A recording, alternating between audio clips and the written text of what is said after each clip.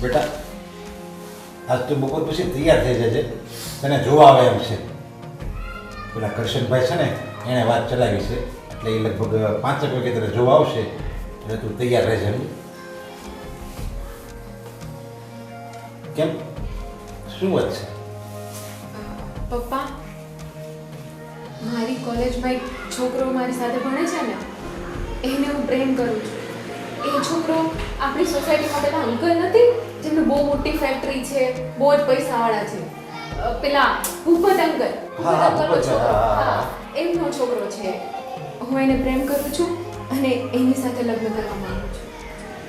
આજે તને ખબર છે એ ભૂપત અંકલનો છોકરો છે? એ ભૂપત અંકલનો છોકરો નથી, એણે ગોદમાં લીધો છે, એનો પોતાનો છોકરો થોડો છે. શું વાત કરો છો તમે? હા, તને તો કઈ ખબર જ ન હોય અત્યારે નવી પેઢીને. તો હજી ભૂકીને ઊભા થયા હતા કે હું આમ પ્રેમ કરું, નવડા લગ્ન કરું ને એવા ભવાડા મારે નથી રોતા. એનો પોતાનો છોકરો હોય ને તો એ ઘર સારું છે, બધી રીતે સારા છે, માણસો સારા છે, છોકરો સારો છે, પણ છોકરો તો એનો નહીં ને. એટલે આ વસ્તુ ભૂલી જ જાય એ છોકરાને, કે જે હોય એ ભલે ગમે એટલા રૂપિયાવાળા હોય તો એમ. નહીં પપ્પા, હું એને પ્રેમ કરું છું. એ છોકરો એનો હોય ના હોય આપણને શું ફરક પડે? ફરક એ પડે. દિલથી સારો છે. ભલે દિલથી ગમે હોય, ફરક પડે. પોતાનો છોકરો એ પોતાનો છોકરો કહેવાય. અને કાલ હવારે એને કાઢી મૂકશે ઘરમાંથી, એનો છોકરો ક્યાં છે? એનું કઈ કાળજું કપાય નહીં. આપણો છોકરો હોય ને તો આપણને જરીક દયા આવે, કરુણા થાય. બીજાનો છોકરો હોય ને તો આપણે ગમે મને દોડ લાફાટે કરી દેવી, નહીં તો ઘરમાંથી કાઢી મૂકે કાલ હવારે. એટલે હું મારી દીકરીને રસ્તે રખડતી મૂકી દેવી. છોકરો સારો છે, દિલનો સારો છે, આ બધું ચોપડીમાં ને એમાં બધા શબ્દો સારા લાગે. જિંદગી જીવવામાં આ બધા શબ્દો કામમાં ન આવે. અને હું જે કરું ને એ બધું બરાબર જ હોય, સમજ્યા? એટલે હું કહું ને એમ કરવાનું. હવે ભૂલી જજે એને, ના પડી દેજે એને. જાવાય છે આ ઉભી ઊભા થઈ જાય વળી પ્રેમ કરવા આલી નીકળ્યા.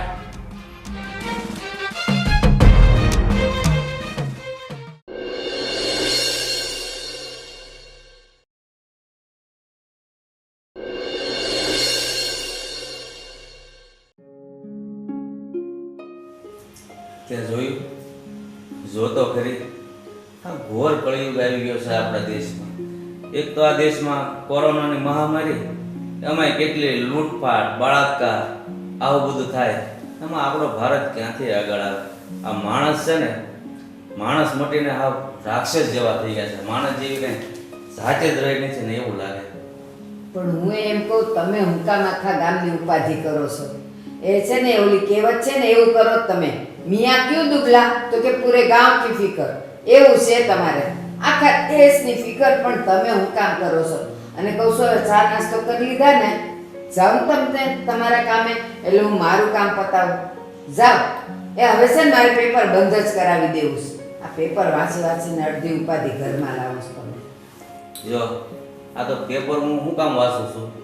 મને એમ હોય કે પેપરમાં સારા સમાચાર હોય ત્યાં તો પેપર લઈને બેસીને ત્યાં પાને પાને બસ આવું જ લખ્યું હોય, લૂંટફાટનું, બળાત્કારનું, ચોરી, ફલાણું, ઢીકડું. આમાંથી ક્યાંથી ભારત આગળ આવે? સરકારે શું કરે બિચારી? એ એટલે જ છે ને આપણે પેપર નથી લાવવું. એ 7 રૂપિયાનું પેપર થઈ ગયું ને દેવા જાવ તો કોઈ એનું પદવી દેતું નથી. એટલે હવે આપણે પેપર બંધ જ કરાવી દેવું છે. એટલે તમારા જીવને નિરાત અને મારે સાંભળવું નહીં, મારા જીવને નિરાત. એ જાઓ હવે જાઓ, જો તમારો ટાઈમ થઈ ગયો છે. જો તું એમ કહે છો કે તમે આખા મલકની બળતરા કરો છો, તો મારે હું જાવું હોય છે તે જાય. તું મારે બળતરા હું કામ કરે છો? તો પણ કરે જ ને. એ તમે આખા ગામના સમાચાર મને સંભળાવો છો, એ મને આ બધું સાંભળવું ગમતું નથી. મને નહીં કહેવાનું તમારે ગામમાં શું થાય છે ને દેશમાં શું થાય છે. જો આવી બધી વાતની છે ને આપણને થોડી ઘણી ખબર હોવી જોઈએ. નકર 2 જણા મળે ને કાંઈક એની વાત કરી હોય અને આપણને કાંઈ બહારના સમાચારની ખબર ન હોય તો એને શું થાય ખબર? હા હા ભોતું છે, ભોતું. હે ભગવાન, સાંભળો તો, એ ઓલી શાંતાબેન છે ને, બસ બપોર થાય ને એટલે અહીંયા નીચે આવશે, આખા ગામને ભેગું કરશે અને અહીંયા બધાય સમાચાર દે. એટલે મને છે ને ઘરે બેઠા બધું મળી જ રહી છે. એટલે તમારે છે ને મારી ઉપાધિ નહીં કરવી. તમે તમારે જાઓ તમારા કામે, એટલે હું મારા કામે વળગું કહું છું. સાતા નથી પાછા ઊભા થઈ. હવે એ બધી વાત છોડ અને સમીર ઉઠ્યો કે નહીં, કારણ કે કાલે રાત્રે છે ને બહુ મોટો આવ્યો હોય છે અને એને ખાધું કે નહીં એ કાંઈ ખબર નથી. પછી બહુ મોટો આવ્યો ને એટલે મને તો નીંદર આવી ગઈ હતી, પછી કાંઈ ખબર નથી રહી. હું સવારે ગઈ ને મેં બારણું ખોલ્યું ને પણ એ હજી ઉતેલો હતો, ઉઠ્યો નહોતો, પણ હવે તો ઉઠી ગયો હશે. પણ એક વાત કહું, હું છે ને કેટલાય દિવસથી જોઉં છું એ હરખું ખાતો નથી, પીતો નથી, અને જ્યારે જોઉં ને ત્યારે ચિંતામાં હોય. એટલે હાલું મને લાગે છે કે મારા ઉછેરમાં ક્યાંક ખામી રહી ગઈ છે. હા, હું એક તો માતૃત્વથી વંચિત રહી ગઈ છું, મને તો એ માં થવા મળ્યું નથી. પણ આની મને ચિંતા થાય છે કે હું હશે મારા કંઈ ઉછેરમાં, મારા પ્રેમમાં કંઈક ખામી રહી ગઈ હશે કે આવો અતડો રહી છે. હું કહું છું મને તો એ જવાબ નહીં દે, પણ તમે જરાક એને એકલું હોય ને ત્યારે બેહીને પૂછો ને કે એને શું તકલીફ છે, તો આપણે કંઈક એનો ઉકેલ લાવી શકીએ. તું છે ને એના વિશે આવું નહીં બોલ, પણ તું મને એ વાતની ચોખવટ કર કે કેટલાક દિવસથી આવો ઉદાસ રહેશે. હજુ છેલ્લા 5-6 દિવસથી હું જોઉં છું.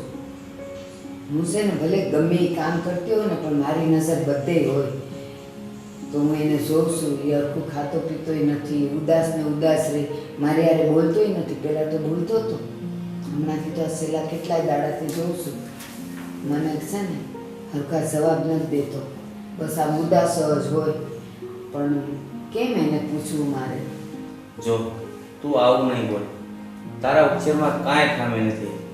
ત્યાં તો છે ને આ મૂળ વગરના ઝાડનો ઉછેર કરીને એનો સાયો અડધા વીઘામાં પાથરે ને એવું મોટું વૃક્ષ વડલા જેવું બનાવ્યું છે. મારા નાના ભાઈ અને એના પત્નીનો અકસ્માત ગોઝારો જે થયો ને એ હજી મારી આ કામે ઘૂમે છે. એના અકસ્માત પછી ત્યાં 6 મહિનાના સમીરને રાત દિવસ એક કરીને એને મોટો કર્યો છે. સાચું કહું, મારો ખોલો તો હાવ ખાલી હતો. બસ સમીર તો ભગવાને આપેલો આશીર્વાદ હતો, એટલે એને ઉછેરવામાં કાંઈ બાકી નહોતું રાખ્યું. મારામાં જેટલી મમતા હતી એ બધી એનામાં રેડી દીધી, અને એટલે જ એ પાણી માગતો ને ત્યાં હું એને દૂધ દેતી, પણ એની કોઈ જરૂરિયાતમાં મેં કમી નથી આવવા દીધી. તારે આ 22 વર્ષની મહેનત કરેલી મને આજે એ સમીરમાં બતાય છે. તારા ઉછેરમાં કોઈ કસાશ નથી. તે સમીર પર છે ને દરિયાના મોજાની જેમ પ્રેમ વરસાયો છે, અને પાછું ઉપર કાળો આપ બનીને છાંયો પણ પાથર્યો છે. અરે તું ઉપાધિ નહીં કર, તું સાવકી માં કરતા પણ સવાય માં છે. પપ્પા ગુડ મોર્નિંગ. હું જાઉં છું જોગિંગ કરવા. બાય. અરે પણ બેટા ઊભો રહે, મારે પણ તારી સાથે જોગિંગ કરવા આવવું છે. પપ્પા તમારે તો ઘૂંટણમાં દુખાવો છે ને, તમે દોડી તો શકશો ને? ચાલો જલ્દી, મારું મોડું થાય છે.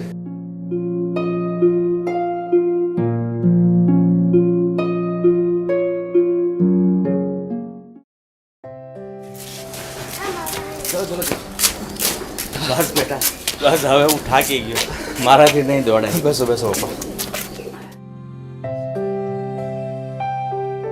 પપ્પા કાલથી તમે છે ને એકલા અલગથી જજો. આજે તમારા લીધે મારે પૂરું જોગિંગ બી ના થયું. અરે બેટા, આ જોગિંગનું તો એક બહાનું હતું, પણ મારે તને એક વાત પૂછવી છે કે તું કેમ ઘણા દિવસથી ઉદાસ રહેશો? અરે કાંઈ નથી પપ્પા, એવું તો બસ એમ જ. અરે ના બેટા, વાત કંઈક બીજી જ છે. અને જો જે કાંઈ પણ વાત હોય ને એ મને તું પપ્પા નહીં પણ એક મિત્ર સમજીને કે. અને તને ખબર છે હા તારી ઉદાસી છે ને એનું મારી કરતાં ટેન્શન તારી મમ્મીને વધારે રહેશે. એટલે જે કાંઈ હોય ને એ મારી આગળ વાત કર. પપ્પા સાચું કહું તો મારી કોલેજમાં મારી સાથે સીમા નામની એક છોકરી ભણે છે. હું એને દિલ દઈ બેઠો છું, અને પહેલાં તો મારી હિંમત નહોતી સીમાની સામે ઇઝહાર કરવાની. અને હિંમત જૂટવીને પ્રેમનો ઇઝહાર પણ કર્યો, અને બંને એકબીજાને પ્રેમ પણ કરવા લાગ્યા. જ્યારે લગ્નની વાત આવી તો સીમાના ઘરવાળા ના પાડે છે. અરે તું આટલું સારું કમાય છે અને આપણું ઘર પણ રહીશ છે, તો એને પ્રોબ્લેમ શું છે? એના ઘરવાળા શું કહે છે? નહીં પપ્પા, એવી તો કઈ જ વાત નથી, પણ સીમાના ઘરવાળા એમ કહે છે કે હું તમારું સંતાન નથી. મારી નસોમાં કોઈ બીજાનું લોહી દોડે છે. આવું બધું કહીને મને ઘસીને ના પાડતી હતી. પણ બેટા, સીમાનું શું કહેવું છે? સીમા તો મારી સાથે જ છે પપ્પા. એ તો એમ કહે છે કે જો ઘરેથી લગ્ન માટે ના પાડશે તો ભાગીને લગ્ન કરી લેશું, કોર્ટ મેરેજ કરી લેશું. અને એણે સાથે સાથે એમ પણ કીધું છે કે જો એના લગ્ન મારી સાથે નહીં થયા તો એ આ જીવન કુંવારી રહેશે, કોઈની સાથે લગ્ન નહીં કરે. તમે બંને રાજી છો તો પછી શું વાંધો છે? વાંધો સીમાનો નથી, વાંધો એના પપ્પાને છે. તું ચિંતા નહીં કર બેટા, આપણે બંને બાપ દીકરો મળીને કાંઈક રસ્તો કાઢશું. અને બેટા, હું મોકો જોઈને છે ને સીમાના બાપ સાથે તારા લગ્નની વાત જરૂર કરીશ.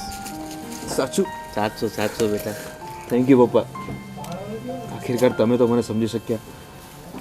હું સીમા વગર નથી રહી શકતો હવે. તમે એક સાચા મિત્રની જેમ મારી મદદ કરો છો. અરે એક બાપની ફરજ હોય છે કે દીકરાને એક મિત્ર સમજીને સમજી શકે, પણ જે બાપ દીકરો કરીને બાપના ઘમંડમાં રહે છે ને તે બાપ ક્યારેય દીકરાની વાત નથી સમજી શકતો. પણ એનામાં ક્યારેક મિત્રતા ભાવ પણ હોવો જોઈએ કે મારી જેમ.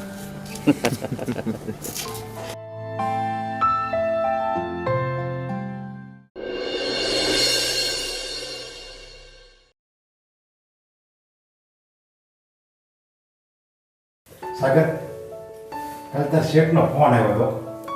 એમ કહેતો હતો આજે આવ્યો નથી કામે, તું ગઈકાલે નહોતો ગયો? પપ્પા, આ રોજ કામ કરી તો હું કંટાળી ગયો છું. હા, આના કરતા ભગવાને છે ને એક ટાઈમ જમવાનું કીધું હોત ને તો કામ તો ઓછું કરવું પડે. બેટા, કામ છોડવાનો, એ કામથી કંટાળવાનો, ક્યારેય પ્રયાસ નહીં કરવાનો. તને ખબર છે, તું સવારે ઉઠ ને એ પહેલા આ જગતના કેટલાય જીવ જંતુઓ કામ પર વળગી ગયા હોય છે, ખબર છે તને? કીડીઓ છે ને, ઝીણે ઝીણે કીડીઓ, એ એની રીતે સવારના પોરમાં એના પોતાના ખોરાકની શોધમાં એ નીકળી પડી હોય છે. ક્યારે એણે કીધું કે હાલો બજારમાંથી વસ્તુ નવી લઈ લેવી, એ પોતે પોતાનું પેટ પોતાની મહેનતથી ભરે છે. એ ઝીણી એવી કીડી અને ઝાડ, પાન, ઘાસ, એ બધાની નાની નાની કૂપણ હોય ને, એ બધાએ પોતપોતાનું કામ ચાલુ કરી દીધું હોય છે. અને સૃષ્ટિના બધા જીવ માટે કામ શ્રેષ્ઠ હોય ને એવું લાગે છે. હરેક જીવને કામ કરવું પડે, પછી એ પક્ષી હોય, પ્રાણી હોય, વનસ્પતિ હોય, ગમે હોય, પોતપોતાની રીતે પોતે કામ કરતા જ હોય છે. કાંઈ મનુષ્ય એક નવી નવાઈનું કામ નથી કરતો. ભાઈ, તું છે ને કામથી કંટાળે છે ને એટલે જ તને કામ ગમતું નથી. જો તું એ જ કામમાં ઇન્ટરેસ્ટ રાખે ને તો તને તારું એ જ કામ બહુ જ ગમવા માંડે. અને આ દુનિયામાં ભગવાને હજારો જીવોને ઉત્પન્ન કર્યા છે, તો એમાંનો તું એક જીવ બતાવ કે જે કામ ના કરતો. આ ઝાડ છે, ઝાડ એ પણ એક જીવ જ છે ને, એ ક્યાં કામ કરે છે? કેમ? ઝાડના અંગો તો લગાતાર કામ કર્યા જ કરતા હોય છે. પાન એનું કામ કરે છે, થડ એનું કામ કરે છે, અને ઝાડના મૂળિયા એનું કામ કરે છે. કામથી અલગ એનું કોઈ જ જીવન નથી. બીજા ઘણા બધા જીવો સતત કામ કરે છે.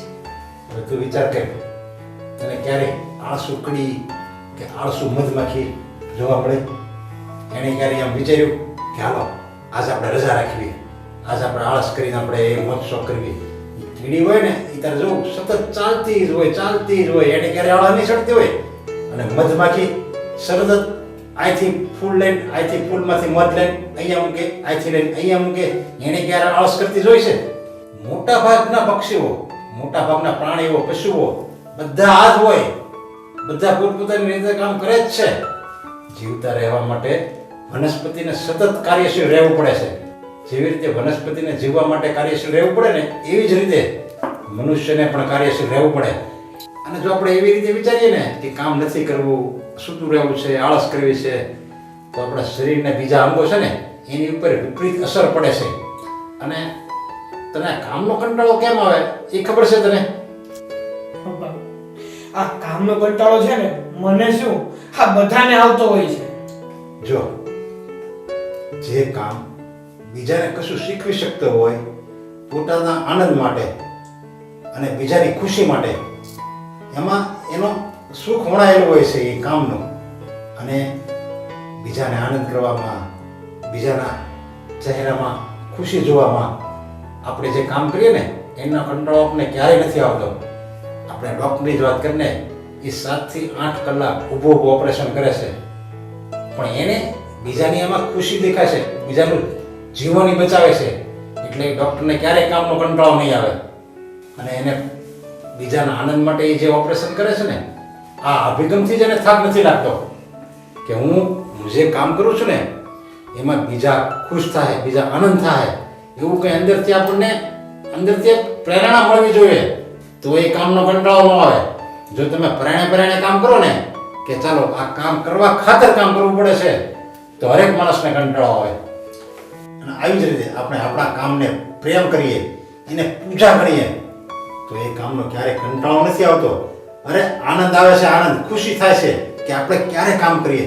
પણ મેં તો મોટા ભાગના માણસોને તો સવારે કામ કરતા જતા હોય ને તો આમ ઝેરમાં કેમ જતા હોય એવી રીતે જતા હોય. અરે સવારમાં કામ કરવા માટે તો થનગનાટથી જવું પડે.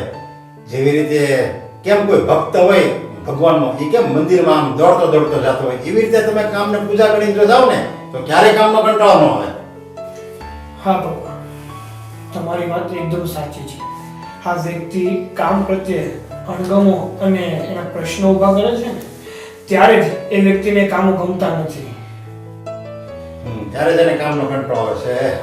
બસ એટલે હવે તો આ જે અમે જે વાત કરી ને અમે બે બાપ દીકરી, એ તો મગજમાં રાખી છે, સમજ્યા? હા. અને હવે ક્યારેય આવી રીતે રજા નહીં પડવાની. નહીં. અને રજા પડવાથી તો એ કેટલું એને હેરાન થાય, આપણું કામ બગડે, આપણી આવક ઓછી થાય અને આપણું શરીર બેડોળ થાય. શરીરમાં જો સ્ફૂર્તિ રાખવી હોય તો ક્યારેય કંટાળો શબ્દ, આળસ શબ્દ એ તો ક્યારેય મનમાં લાવવાનો જ નહીં. કારણ કે તે કોઈ ડૉક્ટર પાસે તું ગયો, કોઈ દર્દીને એવો તે જોયો કે જઈને ડૉક્ટર પાસે એમ કે ડૉક્ટર મને આળસ ચડે છે, એની દવા જ નથી આવતી કાંઈ. એ બધા માનસિક રોગો છે, માનસિક, એની ક્યારેય દવા નથી આવતી. આળસ તો આપણે ઉપજાવેલો શબ્દ છે. થાક લાગે તમને શરીરમાં, થાક લાગે ક્યારેક, કોઈ વિટામિન કોઈ ઘટતું હોય, પ્રોટીન ઘટતું હોય તો અવશ્ય થાક લાગે, એની દવા પણ હોય. પણ આળસ કંટાળાની કોઈ દવા જ નથી. એ તો આપણે ઉપજાવેલો એક શબ્દ, આપણે ઉપજાવેલો એક શબ્દ છે. એ વાત સાચી કીધી પપ્પા. ક્યાંક જા હવે કામનો કંટાળો નહીં લાવતો, મહેરબાની કરીને. નહીં નહીં, આજે તમે મને વ્યવસ્થિત રીતે સમજાવ્યું ને એટલે મને કામ પ્રત્યે પ્રેમ થયો છે. બસ એમ પ્રેમ, કામ પ્રત્યે પ્રેમ રાખીએ ને તો જ કામ આપણી પ્રત્યે પ્રેમ રાખે. કાંઈ નહીં, ચલો તો હું જઉં છું.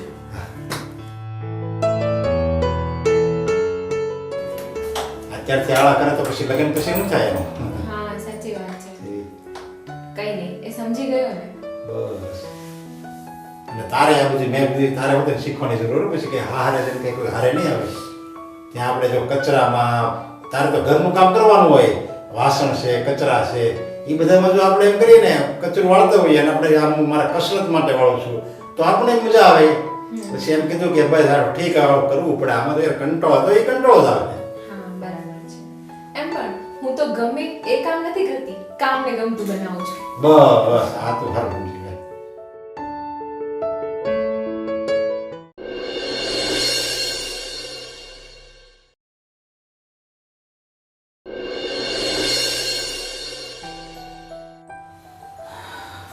હું નરેશભાઈ વિચારમાં બેઠા છો. આવો. કેમ આજે અચાનક ક્યારેય નહીં ને? એક કામ પડ્યું છે ભાઈ. હા બોલો બોલો. મારો દીકરો અને તમારી દીકરી બંને પ્રેમ કરે છે અને બંને લગ્ન કરવા માંગે છે, તો તમે શું કામ ના પાડો છો? જો હું તમારા ઘરને સારી રીતે ઓળખું છું.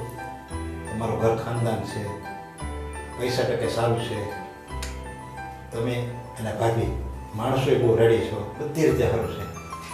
પણ એક વાતની મને ખોટ છે તમારા ઘરમાં. કઈ વાત? તમે એમ કીધું કે તમે તમારી દીકરી અને મારો દીકરો એકબીજાને પ્રેમ કરે છે તો લગ્નની શું કામ ના કરો છો? તો હું તમને એમ કહું છું કે જે તમે દીકરાને મોટો કર્યો એ શું તમારો દીકરો છે?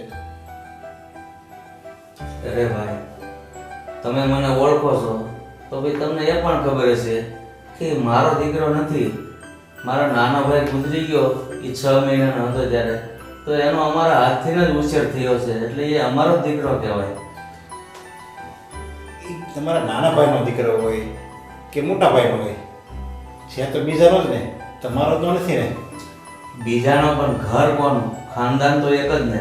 ભાઈનું લોહી છે એ મારું લોહી છે, એટલે એમાં કાંઈ અમારા ઉછેરમાં કોઈ વાતની કમી નથી.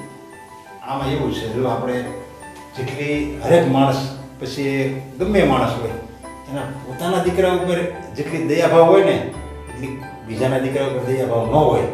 એટલે પછી ભવિષ્યમાં મારી દીકરી તમારા ઘરમાં દુઃખી થાય એટલે ત્યારથી હું એ પગલાં ભરું છું કે મારી દીકરી દુઃખી ન થવી જોઈએ. ભાઈ, તમે વિચારો ને એવું કાંઈ ન થાય. છતાં પણ તમને જો વિશ્વાસ ન હોય ને, કે પોતાના દીકરા પર વિશ્વાસ હોય, બધું હોય, બીજાના દીકરા પર ન હોય, તો મારી જે કાંઈ મિલકત છે ને એ હું તમારા દીકરીના નામે લખી દેવા તૈયાર છું. એટલે બધું મારી દીકરીના નામ ઉપર લખી દો. હા, અમારે તો અમારા ગયા પછી બધું એનું જ છે. અમારે કાંઈ એવું નથી કે અમારો નહીં, છોકરો બીજાનો છે. છોકરો મારો જ છે, તો દીકરી મારા ઘરની હોવ જ થઈ, તો તમારી દીકરીના નામે બધું લખી દઈએ, અમને કાંઈ વાંધો નથી. બસ મારે એક આ જ વાતનું દુઃખ હતું બીજા, કારણ કે પછી તમે તમારા દીકરાને જો હાચવો નહીં તો પછી મારી દીકરી કેમ હચવાય? જો એના નામે બધી મિલકત હોય તો એ હચવાય હોત ને તમારા ઘરમાં. જો ના, એવું કાંઈ નથી. તમે તારે બધી જ મિલકત, અને એ પણ લગ્ન પહેલા એના નામે બધું જ કરી દઈએ તો જ તમારે આ પાડવાની. હા, તો મને મંજૂર છે. જો આ લગ્ન મારી દીકરી દુઃખી ન થવું જોઈએ, બસ મારી ચિંતા એ છે. બસ હવે આ વાતને લઈને મારો દીકરો પણ બહુ પીડાય છે ને, હવે હું ઝટ જાઉં અને એને ખુશીના સમાચાર આપું તો એ રાજીના રેડ થઈ જશે. હા, તો કાંઈ વાંધો નહીં, આપણે જેમ બને એટલા વહેલી તકે તમે કોઈ ત્યારે લગ્ન કરી દઈએ. બસ સારું, હાલો તમે લગ્ન કરવાનું મુહૂર્ત હું જોડાઈ દઉં, તમને તારીખ અપાઈ દઉં. હા, સારું. અને આપણે બધા એક પીડા મોટા કરીશું અને આનંદ કરીશું લગ્નમાં. સારું. સારું. હા.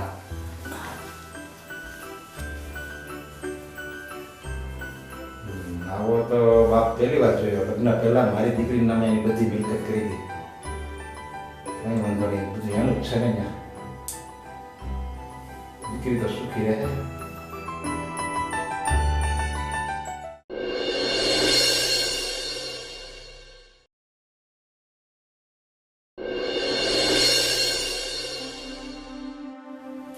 કહું છું એમાં બીજા લગ્ન કરીને તો આપણે હેરાન પરેશાન થઈ ગયા. આના કરતાં તો એ પહેલાં સારો હતો, ડાયો હતો, આપણું કંઈક માનતો હતો. આ રિસેન્ટ આ પગાર જાય તો આખા ઘરની શાંતિ હણી લીધી છે. પણ તું કીધું ને કહેતી હતી છોકરાના લગ્ન કરવા. તમે છે ને બધામાં મારો વાંક ન કાઢો, વાંક તમારો જ છે. તમારે શું જરૂર હતી બધું ઓલીના નામે કરી દેવાની? એ લોકોને નામે કરી દીધું ને એટલે જ અત્યારે જો આપણે આ ઉપાધિ આવીને પડી. એમ છે ને પારકી દીકરીના નામે બધું ન કરી દેવાય, એને જાણ્યા સુન્યા વગર. પણ તને ખબર છે ને કે મેં આ બધું આપણા દીકરાની ખુશી માટે કર્યું છે. બળી એની ખુશી. 2 દિવસ પહેલા તો મને કહેતો હતો કે હવે તમે આ ઘરમાં થોડાક જ દિવસ ના છો, હવે આ ઘર છોડીને તમારે જવું પડશે. કોણ જાણે આપણા માટે આટલો બધો અભાવ કેમ આવી ગયો એને, આપણને કાઢવા તૈયાર થઈ ગયો. કાંઈ ન પાડ્યું એને. આવી ખબર હોત ને તો આવા અનાથ છોકરાને હું ન લે અને એને ન મોટો કરે. તારી વાત સાચી છે. કાલે આપણને એ પાર્ટીમાં લઈ ગયો ને ત્યારે મારા હાથમાંથી ગ્લાસ પડી ગયો અને બધાની વચ્ચે જાણે હું એનો નોકર હોઉં ને એવી રીતે મારી ઉપર ખીજામણ થઈ. કેમ નાનેથી મોટો કર્યો તો એનાથી કઈ ભૂલ જ નહીં થઈ હોય? કેટલી ભૂલો એની જતી કરી. કોઈ દી એને આપણે મનમાં નથી લાવવા દીધું, કોઈ દિવસ એને ખબર નથી પડવા દીધી કે એ આપણો દીકરો નથી એમ. અને એને તો જો જોયા જેવી કરી છે આપણા માથે. તું એમ કહેતી હતી ને કે 2-5 દિવસથી ઉદાસ રહેશે, તો મેં એને એની ઉદાસીનું કારણ પૂછ્યું તો એનું કારણ એને કીધું કે હું એક છોકરીને પ્રેમ કરું છું પણ એના પપ્પા ના પાડે છે. એટલે હું એના પપ્પા ગયો અને એ ના પાડતા હતા કે તમારો દીકરો નથી એટલે હું દીકરી ન આપી શકું. પણ મેં કીધું જો ભાઈ તમને વિશ્વાસ ન આવતો હોય ને તો લગ્ન પહેલા અમારું જે કાંઈ છે એ એનું જ છે, તો હું તમારા દીકરીના નામે કરી દઉં. અને મેં કરી દીધું. અને બસ એ મેં લગ્ન પહેલા એ બધું એના નામે કરી દીધું ને, એ જ મારી મોટામાં મોટી ભૂલ. પપ્પા, હવે પછી આ મિલકત ઉપર તમારો જરા પણ હક નથી. તમારે બંને આ ઘરમાંથી જવાનું છે ને વૃદ્ધાશ્રમમાં રહેવાનું છે. એલા આ દિવસ માટે તને આવડો મોટો કર્યો કે તું આપણે જાતી જિંદગી વૃદ્ધાશ્રમમાં મોકલે. બસ બસ બસ, મારે કંઈ સાંભળવું નથી. અને ગઈકાલે જે પાર્ટીમાં તમે કર્યું છે ને એના પછી તો હું તમારું મોઢું પણ જોવા નથી માંગતો. આવું ન બોલ, તારો બાપ છે હવે મારી ઉંમર થઈ ગઈ છે. આ લખવાના હિસાબે મારા હાથમાં થોડી ઉધારી આવે છે, એમાં ગ્લાસ પડી ગયો, એની આટલી મોટી સજા આપવાની? પપ્પાજી, તમે ગઈકાલે અમારું આટલું બધું અપમાન કર્યું એનું શું? ગઈકાલની પાર્ટીમાં મારા બધા ફ્રેન્ડ્સ મારી ઉપર હસતા હતા. મને કેટલી શરમ લાગી. આટલા વર્ષના થયા તો પણ તમને એટલી ખબર નથી પડતી? કેમ એ તારી બધી બેનપણીઓના મા બાપ ઘરડા જ નહીં થયા હોય? એનાથી કઈ ભૂલ જ નહીં થઈ હોય? એના હાથમાંથી ક્યારે કઈ પડ્યું જ નહીં હોય? અને તને કઈ શરમ નથી આવતી કે તું તારા સસરાની સામે બોલે છે? જીભને હાડકું ન હોય એટલે બસ બોલે જ જવાનું. જરાક તો અમન્યા રાખવી જોઈએ કે તું કોની સામે બોલે છે. આ જ રીતે તારી ભાભીઓ તારા મા બાપ સામે બોલે તો શું થાય? જરાક તો વિચાર કર, જરાક તો શરમ રાખ. અરે બસ મમ્મી, કેટલું બકબક કરશો હવે તમે લોકો અહીંયા? સીમા કહે છે ને સાચું જ કહે છે. તમારામાં તો એટલી મહેનત હોય છે કે પાર્ટીમાં કેવી રીતે બિહેવ કરવું છે બધાની સામે એ પણ તમને ના આવડ્યું. અમારી ઇજ્જતનો ફાલુદો કરી નાખ્યો. જવા દો, હવે છે ને આ ઘર મને પારકું લાગવા માંડ્યું છે. હવે આપણે અહીંયાથી અંજર ઉઠી ગયા છે. હાલો આપણે બે વયા જાય. હા જલ્દી પ્લીઝ. દીકરા, અમારા ઉછેરમાં એવી રીતે શું ખામી રહી ગઈ કે તું હમણાં આવા દિવસો બતાવે છે? પણ કાંઈ વાંધો નહીં દીકરા, મારી એક વાત હંમેશા યાદ રાખજે. તારી પાસે ભલે દુનિયાભરની ડિગ્રીઓ મોટી હોય, તું ગમે એટલો ભણેલો હોય, પણ તું તારી માના આંખના આંસુ વાસતા ના આવડે ને તને, તો તું દુનિયાનો સૌથી અભણ માણસ છે. બસ હવે મારે આગળ કાંઈ નથી સાંભળવું. તમારો સામાન મેં પેક કરી નાખ્યો છે. મહેરબાની કરીને આ ઘર છોડીને જતા રહો અને ખાસ તમારો મોબાઈલ મને આપતા જાજો. નકર આખા સમાજમાં ફોન કરી કરીને મારી ઇજ્જતનો ફાલુદો વધારે પડતો ચાલશે. લાવ ફોન. ફોન લાવો, ફોન માંગુ છું. પીડીએફ આપણે નથી જોતો, તે જોતો આપણે. સીમા તો અંદર આવતો મારી ફાઇલ નથી મળતી અને તમે જાઓ પ્લીઝ. હે ભગવાન, આવા દિવસો અમને બતાવે.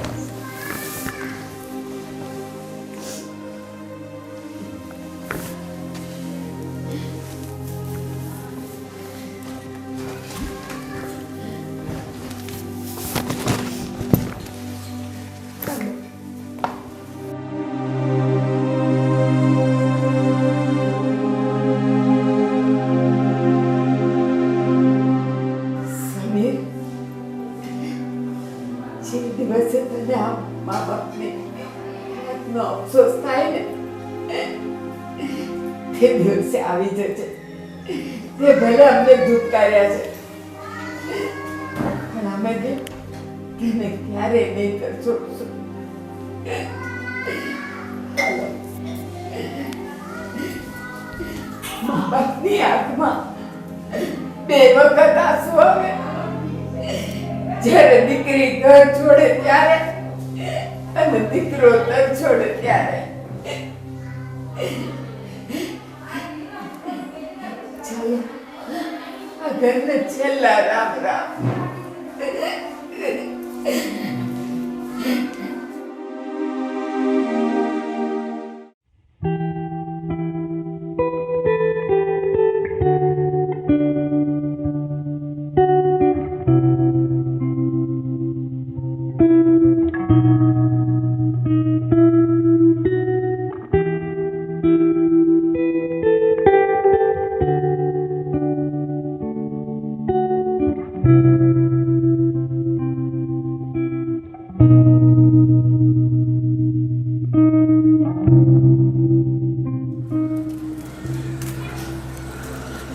શકીલભાઈ, ચાલો અમને વૃદ્ધાશ્રમમાં મૂકી જાઓ. ચાલો અંકલ મારી સાથે. શકીલભાઈ, વૃદ્ધાશ્રમ જવા માટે તો આ રસ્તે જવું પડે. તમે કેમ અમને આમ લઈ જાઓ છો? સમીરે તમને કાંઈ નથી કીધું? આંટી, સમીરે મને બધી જ વાત કરેલી છે કે તમને લોકોને વૃદ્ધાશ્રમ મૂકવા જવાના છે, પણ હું તમને વૃદ્ધાશ્રમ મૂકવા નહીં જાઉં. તો હું તમને મારા ઘરે લઈ જઈશ. તમે શું વાત કરો છો? કેમ તમે તમારા ઘરે લઈ જાઓ છો? અંકલ, તમે મને નાનપણથી સાચવ્યું છે ને મોટો કર્યા છે. તમે લોકોએ મને તમારો દીકરો જ ગણ્યો છે, અને મેં પણ અત્યાર સુધી તમને લોકોને મારા મા બાપ ગણ્યા છે. આ તમારા બંગલા જેવી સાહેબી મારા ઝૂંપડામાં તો નહીં હોય, પણ વૃદ્ધાશ્રમ કરતાં તો સારું છે, એટલી હું તમને ખાતરી આપું છું.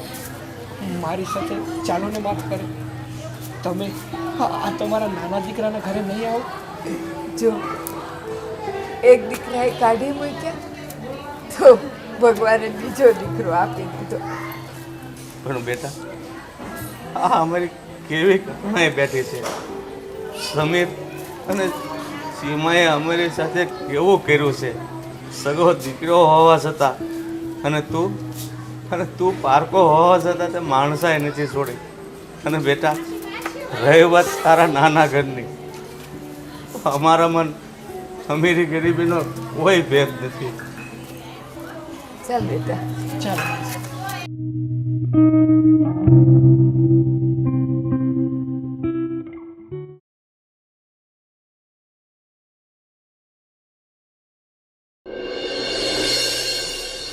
આ લોકો અહીંયા પાછા કેમ આવ્યા?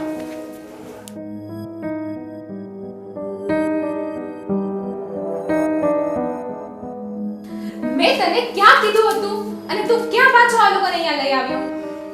અમારો પ્લાન હતો કે આ લોકોને વૃદ્ધાશ્રમમાં મૂકી અને સોશિયલ મીડિયા ઉપર વાયરલ કરી દેવાનો કે આ લોકો વર્લ્ડ ટૂર પર ગયા છે. પણ નહીં, તું તો અહીંયા પાછો લઈ આવ્યો. પણ બેટા, અમને એ વૃદ્ધાશ્રમ જ લઈ જતો હતો, પણ મને ભજીયા ખાવાનું મન થયું ને એટલે અમે આવી ગયા, અને ખાઈને પછી અમે તરત પાછા જતા રહેશું. ખીચડી ખાવાની ઉંમર છે અને ભજીયા ખાવાનું મોં નથી છૂટતો. અને શકીલ, તને તારી નોકરી વારી હોય ને તો આ પડીકાને વૃદ્ધાશ્રમમાં મૂકી આવ. એને ખાઈ તો લેવા દો, પછી હું એને મૂકી આવીશ. ઓ હેલો, ડ્રાઈવર છે ને તો ડ્રાઈવર બનીને રહે. મારી સામે વધારે લવારી ના કર. મેં તને શું કીધું? મૂકી આવ લોકો, મૂકી આવ જા. અરે, તમે આવું કેમ બોલો છો? તમે શુકર માનો કે અલ્લાહે તમને આવા હીરા જેવા મા બાપ આપ્યા છે. તારે મારી આજ્ઞાનું પાલન નથી કરવું ને તો તારે આજ પછી નોકરી પર આવવાની કોઈ જરૂર નથી. તારો નીકળતો પગાર તારા ખાતામાં જમા થઈ જશે. ના બેટા ના, એને નોકરીમાંથી નહીં કાઢતી. એનો એક પરિવાર છે, નાના નાના એને સંતાનો છે. અમારે ભજીયા નથી ખાવા, અમે જતા રહીશું. ચાલો આપણે બહાર ભજીયા ખાઈ લઈશું. ના આંટી, રહેવા દો. હવે તો મારે પણ આ લોકોની નોકરી નથી કરવી. અરે એ લોકો મને શું નોકરીમાંથી કાઢતા હતા, એની નોકરીને ઠૂર છે. નહીં બેટા, તું શાંતિ રાખ. તારે એવું કરવાની કાંઈ જરૂર નથી. જો તું અમને તારા મા બાપ માનતો હો ને તો મારી એક વાત માન. તું જેમ વર્ષોથી અમારી સાથે વફાદારીથી રહ્યો છે ને, બસ એવી જ રીતે સમીર સાથે રહે. અંકલ, તમે આ સારું નથી કરી રહ્યા. પણ અત્યાર સુધી મેં કોઈ દિવસ તમારી આજ્ઞાનું ઉલ્લંઘન નથી કર્યું. એટલે તમારી આજ્ઞા સમજી અને હું આ નોકરી કરીશ.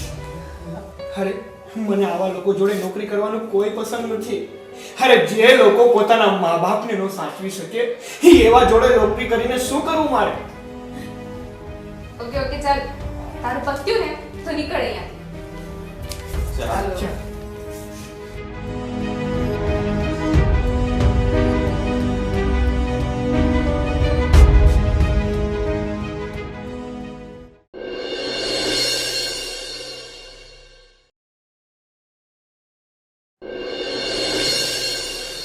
હું તને શું કહું છું,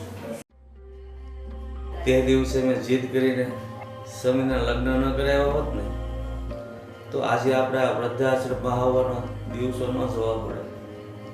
પણ આમાં ભૂલ તો મારી જ છે. એના પપ્પા માનતા નહોતા લગ્ન માટે. લગ્નની વાત કરી મેં, એ બરાબર છે, પણ એ માનતા નહોતા ને તો મેં વળી કીધું કે બધી મિલકત હું તમારી દીકરીના નામે કરી દઈશ અને એના લીધે જ આપણે આજે આ વૃદ્ધાશ્રમમાં રહેવાના દિવસો આવ્યા. તમે હવે જીવ નાનો ન કરો. ગઈ ગુજરી બધી ભૂલી જાઓ. આપણા નસીબમાં છોકરાનું સુખ આટલું જ લખ્યું હતું તો આપણે અહીં આવવું પડ્યું ને. હવે ઉપાધિ કરી શું મળે? બસ હવે તો જેટલા દી બાકી રહ્યા છે ને અહીં કાઢશું. જેટલી ઉપાધિ કરશું ને એટલે તમારા તબિયત ઉપર અસર કરશે. એક તો જો તમારી તબિયત એ સારી નથી રહેતી આજકાલ. શિવ નાનું ન કરો. અને હવે છે ને આ બધી વાતો યાદ નહીં કરતા અને મને નહીં કરાવતા. અને 2 ટક રોટલા મળે છે ને બસ ખાઈ પીને દાડા પૂરા કરવાના છે હવે. મને તો એવું લાગે છે ને કે ભગવાન આ જે કાંઈ કરે ને એ સારા માટે જ કરતો હશે. કદાચ આમાં પણ આવી વાતમાં પણ આપણું હિત હોય, શું ખબર. આટલું બધું જાણો છો, સમજો છો, તોય પાછી ઉપાધિ કરો છો. પણ બીજો તો આધાર એની સિવાય આપણી પાસે છે નહીં, આશ્વાસન સિવાય. તો આપણે શું કરવું? એટલે જ કહું છું એ શાંતિથી છે ને ભગવાનનું નામ લ્યો. એ જે કરશે ને એ સારું જ કરશે. અને કદાચ છે ને હજી આપણા માટે કંઈક સારું વિચાર્યું હશે. પણ હવે તમે છે ને આવા દુઃખના દાડા હવે યાદ ન કરતા. નકામાં આપણા બેવના જીવને ઉપાધિ થાય. હું હવે એવો વિચાર કરું છું કે દીકરો અને વહુ આપણા પીડા બોલ ઝીલતા હતા, પણ આમ અચાનક કેમ બદલે ગયા કાંઈ ખબર ન પડી. પણ હું જોતો હતો કે 2-5 દિવસથી એ બંને થોડાક ટેન્શનમાં હતા. તો શું ધંધામાં નુકસાન ગયું હશે? શું થયું હશે? જો પાછા વિચાર કરવા માંડ્યા ને એ નથી વિચાર કરવા. કદાચ એવું બને ને કે આપણને વૃદ્ધાશ્રમમાં મોકલવા માટેની એ ઉપાધિમાં હોય. ના શું કહું, મને એવું લાગે છે કે ઓલી છે ને વહુના કહેવામાં આવી ગયો લાગે છે. અને તો જ આવું પગલું ભરે. બાકી આપણો સમય રહેવો નહોતો. એ કેવા પગ ધોઈને પૂછતો હતો અને હવાર હાંસ આપણને કેટલું ધ્યાન રાખતો. જય શ્રી કૃષ્ણ કર્યા વગર ઊભોય ન થાય ને હુવે નહીં. એ છોકરો અચાનક આમ બદલાઈ જાય. પણ તું તો વહુને દોષ દેશો અને છોકરાને તો તું નાનેથી ઓળખતી હતી. પણ ખાસી ખબર તો જ્યારે પરિસ્થિતિ નબળી આવે ને ત્યારે ખબર પડે કે કોણ પોતાનું અને કોણ પારકું. અને આપણે એને આપણો સમજીને ઉછેર કર્યો તો એ દીકરો જ આપણો દીકરો નથી રહ્યો. તો પછી પારકી વહુને શું કામ દોષ દેવો? હું તો જો કોઈને દોષ નથી દેતી. એ દોષ આપણા કર્મનો. અને પાછું આ જો 5 આંગળી આપણી જ છે ને તો એ એક હરખી નથી. તો પછી છોકરાઓ ક્યાંથી એક હરખા હોય? ને જો સમીર ક્યાં મારો પેટનો ઝેણો છે? આપણે બહારથી જ લાવીને એને મોટો કર્યો છે ને, પણ કોઈ દી એને મેં ખબર નથી કરવા દીધી કે એ મારો છોકરો નથી. એ જીવથી વધારે વાલો કરીને રાખ્યો તો. મને એ વાતનું જ દુઃખ છે કે તે તારો પોતાનો જણ્યો હોય ને એ રીતે ઉછેર કર્યો લાડકોડથી, અને બસ જો તારા લાડકોડનો બદલો એને કેવી રીતે વાળ્યો જોઈ લીધું ને તે. એક વાત કહું, આ કઈ સીભડું થોડું છે કે કાપીને જોઈ કે અંદરથી હારું છે કે નરું છે?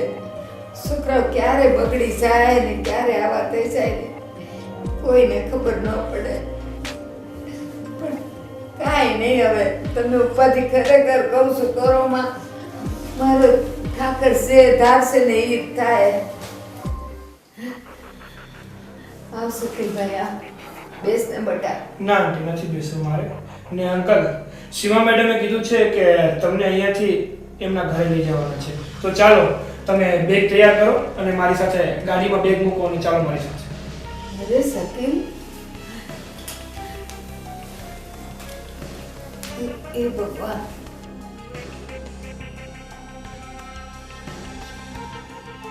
બેટા શકીલ, અત્યાર સુધી તો એ બેવ અમારા પર હુકમ ચલાવતા હતા, હવે તું હુકમ ચલાવસ? આંટી, હું હુકમ નથી કરતો. તમને જો મારા ઉપર ભરોસો હોય ને તો કાંઈ પણ બોલ્યા વગર ચાલો મારી સાથે અને ગાડીમાં બેસી જાઓ. હવે હું બધું સમજી ગઈ. સમીરે ઘરમાં પાર્ટી રાખી હશે અને બધાની વચ્ચે નિશા જોયા પણ ન થાય ને એટલે આપણને બોલાવ્યા હશે. અને જેવી પાર્ટી પતશે ને પાછા આપણે આયા જ આવવાનું છે. તું છે ને પરિસ્થિતિ જાણ્યા જોયા વગર જેમ તેમ નહીં બોલ. આપણે ઘરે તો જઈએ પછી જોઈએ છે શું થાય છે, વિચારશું. હા, હાલો. હા.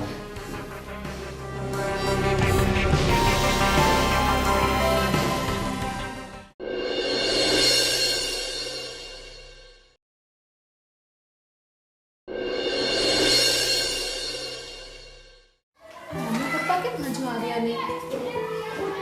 આવતા જશે, રસ્તામાં છે. શકેલ તો ક્યારનો ગયો છે. ટાઈમ પણ નથી જોતો.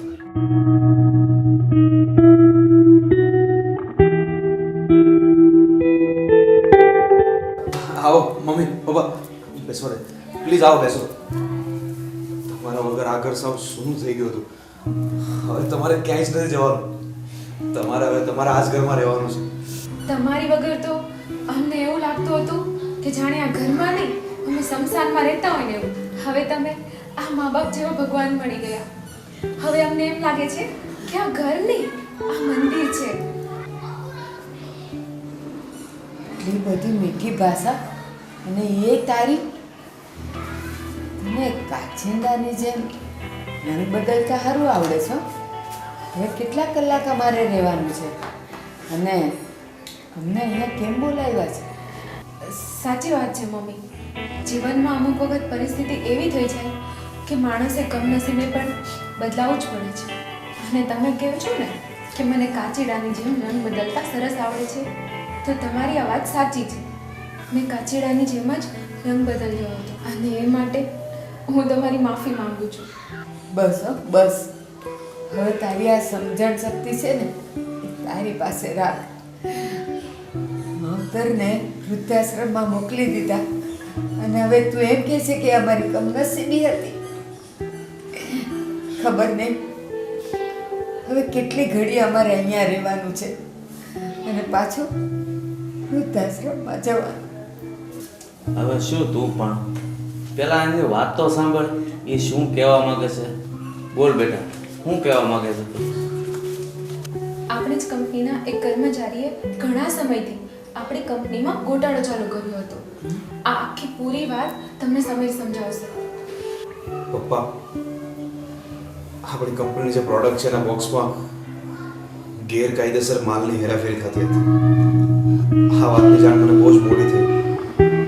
જ્યારે સરકાર આપણી પ્રોડક્ટ પર કાયદેસરની કાર્યવાહી કરે ને ત્યારે કંપનીના ઓનર એટલે કે હું કાં તો તમે બંનેમાંથી એકને જેલ ભેગા થવું જ પડે અને ઓછામાં ઓછા 3 દિવસ જેલમાં કાઢવા પડે. આખી જિંદગી તમે માથે ઊંચું રાખીને જીવ્યા છો, પણ અમારા લગ્ન વખતે તમે પહેલી વાર મારા પપ્પા સામે જ તમારું માથું નીચે નમાવ્યું હતું.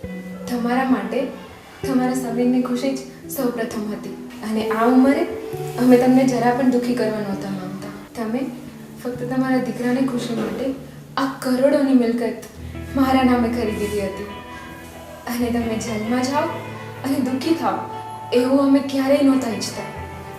હા પપ્પા, સીમાની વાત સાચી છે. એટલા માટે તમે આ બધું કર્યું હતું. તમને બંનેને એવી જગ્યાએ મોકલી આપ્યા કે તમારા બંનેનો આ દુનિયાથી તાર જ તૂટી જાય. તમને આ બધા કોઈ સમાચારની ખબર ન પડે. એ માટે મેં ન્યૂઝપેપર પણ બંધ કરાવી દીધા હતા.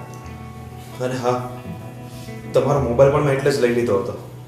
શકીલભાઈને આ વાતની ખબર ન હતી, એટલા માટે એ તમને ઘરે લઈને આવ્યા હતા, પણ મેં આ આખી બાજી સંભાળી લીધી. એટલા માટે જ મેં તમને એના ઘરે લઈ જવા ન દીધા. બાકી એ તો તમને એમના ઘરે લઈ જવા માંગતા હતા, અને જો એ એમના ઘરે લઈ જાય ને તો તમને બધી જ ખબર પડી જાય કે આપણી કંપનીમાં શું છે શું નહીં. પપ્પા, ગામમાં તમારી ઇજ્જત જળવાઈ રહે એ માટે તમે ઘણું બધું સહન કર્યું છે, અને અમે પણ જે કંઈ કર્યું છે મજબૂરીમાં કર્યું છે. અને આના માટે તો માફી શબ્દ પણ બહુ નાનો કહેવાય. કયા મોઢે માફી માંગુ તમારી. પણ મમ્મી પપ્પા, આ બધું કરવા સિવાય અમારી પાસે બીજો કોઈ વિકલ્પ પણ નહોતો. મમ્મી પપ્પા, આ બધું જો તમારી હાજરીમાં થતે ને તો તમને બહુ મોટો વિશ્વાસઘાત લાગતે, અને આપણી કંપનીમાં જ ગોટાળો થયો અને તમારે જેલમાં જવું પડે એટલે તો તમને વધારે આઘાત લાગતે. અને અમને વિશ્વાસ હતો કે તમને જ્યારે આ હકીકતની ખબર પડશે ને તો તમે અમને જરૂર માફ કરી દેશો. જો તમે એમ કહેતા હતા ને કે સમીર આપણો સગો દીકરો નથી, પણ આજે મારા એ સમીર માટે મને અભિમાન છે. આપણા બંનેની આબરૂ સાચવવા માટે એ જેલમાં જઈ આવ્યો. કદાચ મારો પેટનો જણ્યો દીકરો હોત ને તો પણ આટલું તો ના જ કરત. સમીર, ખબર નહીં કેમ આવું બન્યું ને પછી તારા માટે મને બહુ શંકાઓ ગઈ હતી, અને હું ન બોલવાના વેણ બોલી હતી. પણ શું કરું બેટા, મને આ પરિસ્થિતિની ને આ પ્રસંગની મને ખબર જ નહોતી. એ કઈ વાંધો નહીં મમ્મી, જે થયું સારું થયું. દીકરા, તમે આટલા મોટા થઈ ગયા કે અમને જણાવવું પણ તમે યોગ્ય ન સમજ્યા. નહીં, અમે તમને આઘાત આપવા નહોતા માંગતા, અને જો તો પણ તમને એવું લાગતું હોય ને તો અમને માફ કરી દો. અરે બેટા, સીમા, સમીર, માફી તો હવે અમારે બંને તમારી માંગવાની છે. તમે તો અમારી ઇજ્જત સાચવવા, અમારી આબરૂ સાચવવા બલિદાન આપ્યું છે, પણ અમે જ તમને ન સમજી શક્યા. તમે બંને મને માફ કરી દો. નહીં માફ કરી દો. નહીં મમ્મી, તમે શું કરો છો? અમારી પાસે થોડી તમારે કે માફી માંગવાની હોય. હા બેટા, ભૂલ ગમે એ કરે, અને સામેની વ્યક્તિ નાની હોય કે મોટી હોય, પણ ભૂલ કરનારાએ તો માફી માંગવી જ જોઈએ. અને એક વસ્તુ બીજી પણ છે, માફી માંગવા વાળા કરતા માફી આપવા વાળા મહાન હોય છે. નહીં મમ્મી, આજે ઉંમર અમારી છે પણ મહાનતા તમારી છે બેટા, તમારી છે. બસ મમ્મી, બસ. સીમા, મારાથી કઈ આડું અવળું બોલાઈ ગયું હોય તો મને માફ કરજે બેટા. હા, ના હોય.